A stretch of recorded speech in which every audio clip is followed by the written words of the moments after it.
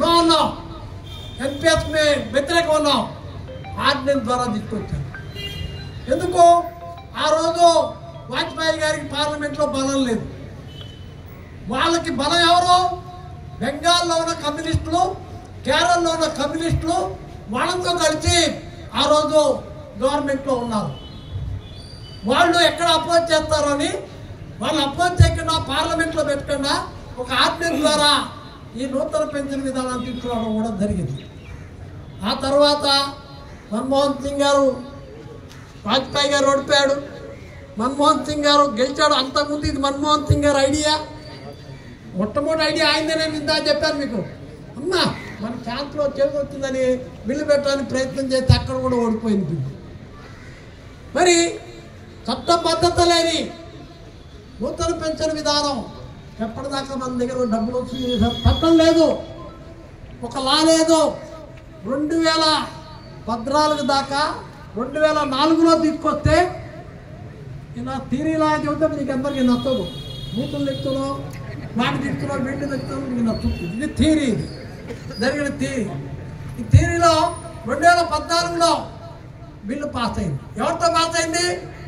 2014లో general election రాబోతుంది. మన్మోహన్ సింగ్ గారు ఓడిపోతాడని BJP వాళ్ళకి తెలుసు.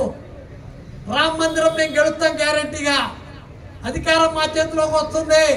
కాబట్టి ఈ పాపం కాంగ్రెస్ వాళ్ళతోనే చేస్తే పోతుంది, కాంగ్రెస్ వాళ్ళతోనే బిల్లు పాస్ చేస్తే బాగుంటుందని చెప్పి కాంగ్రెస్ పార్టీ బిల్లుకి వెళ్తే అపోజిషన్ నేను అపోజ్ చేయాల్సింది పోయి ఈ బీజేపీ వాళ్ళు ఆ బిల్లుని పాస్ చేసి వాళ్ళు కూడా ఓటేసి బీజేపీ వాళ్ళు కాంగ్రెస్ వాళ్ళు ఏకమైతే కమ్యూనిస్టులు ఏం చేయలేకపోయారు. ఎర్ర జెండా వాళ్ళు మరి వాళ్ళు మైనార్టీ అయిపోయారు.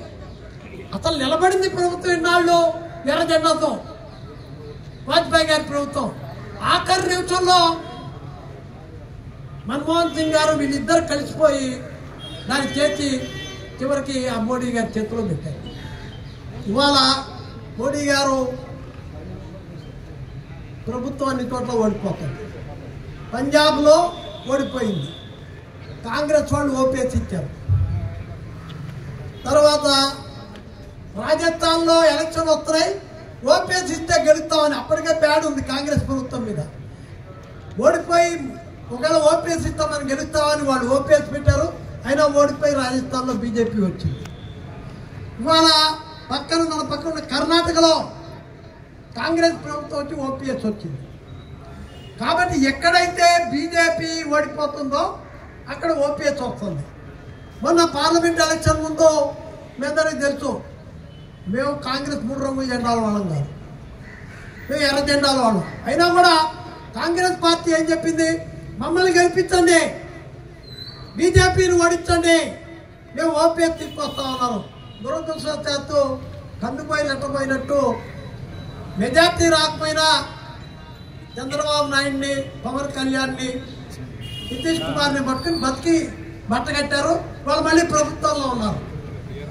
ఇవాళ ఆలోచన మారింది. ఇవాళ ఆలోచన మారి ఎన్పిఎస్ని ఏం చేద్దామంటే ఓడిపోయిన జగన్ గారు గుర్తొచ్చారు. వాళ్ళకి ఓడిపోయిన జగన్ సిపిఎస్ అని ఒకటి తీసుకొచ్చాడు, మీ అందరికి తెలుసు. అదే ఇంతవరకు అది అమల్లోకి రాలా, ఎందుకంటే ఏపీ ఎన్జిఓస్ అపోజ్ చేశారు దాన్ని.